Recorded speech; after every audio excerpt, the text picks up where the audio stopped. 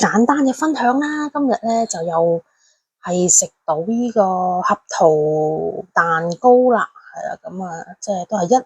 個烹擊咁樣啦，就將佢切件咁樣，切件之後咧，咁就可以即係分開嚟食啊，唔好一次過食晒，因為我驚我忍唔住口啊，實在太好味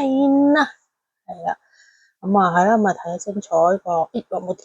跌，睇清楚先嗱，啲合桃啦。擺面啦，咁啊呢啲買嘅，唔係自己整嘅吓，呢個係買嘅，咁啊你睇下啦，呢個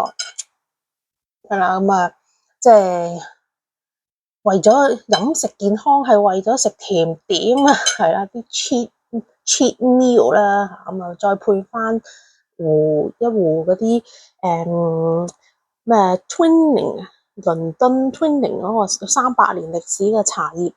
品牌啦。咁啊就係 Earl Grey 嚟嘅，咁啊紅茶啦，咁通常咧我中意飲齋，即係西茶嘅話，我真係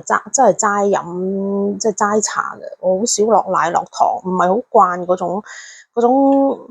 風味啊，係啦，即係你當我係唔識欣賞啦，係嘛，咁啊